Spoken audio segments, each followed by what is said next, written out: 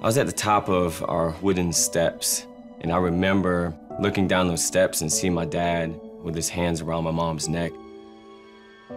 My mom basically fighting for her life. Growing up, Abraham Bellinger lived in constant fear and chaos. His father was an abusive addict, and his mother suffered the consequences. They divorced when Abraham was 6, forcing his mom to take on 3 jobs to provide for him and his sister. My mom was working all the time. My dad's not present. I was just so afraid. I was alone. Didn't feel like I had anybody I could turn to. At school, Abraham was bullied for being poor, which made him feel even more isolated and alone. I started developing anger issues. Felt like it was me against the world. I started stealing, starting fights, trying to be this big, mean, strong man. Really inside, I was struggling. I was just this little boy that was fearful of not belonging, feeling temporary, and like I had no lasting purpose. He was in middle school when his mother remarried, but his stepfather was cold and verbally abusive.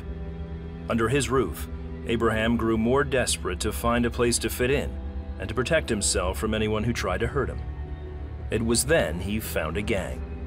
I started finding crowds that I could hang around where I felt protected. They had this big reputation of, don't mess with this guy or he's gonna get you. So I started trying to fit in with that crowd. I wanted to be that guy that, hey, you don't mess with Abraham or he's gonna get you, when in reality I was scared.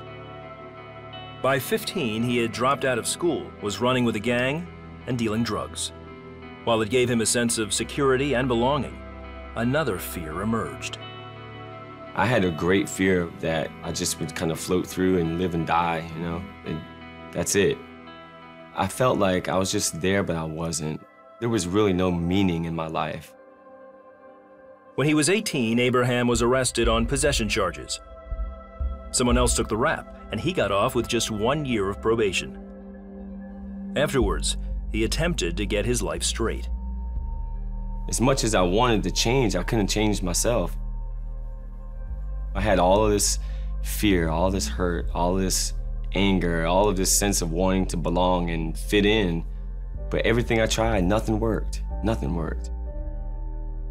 So I figured, well, I'll try selling a little bit more drugs.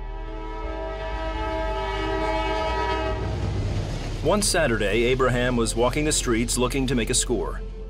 He had just passed by a church when an older woman approached him and invited him to the Sunday church service.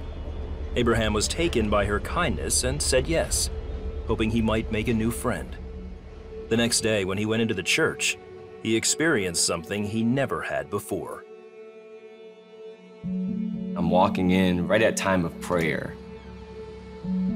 As many people as were in there, I felt alone, but I'm feeling a sense of lightness, like, oh, this is pretty nice. Now I'm hearing this message, there is purpose, there is hope.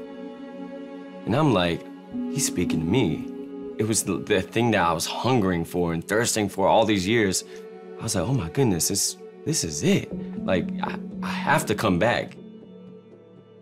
That night, he returned for the evening service. God himself came to me right there and let me know I'm who you've been searching for. I'm the belonging you need.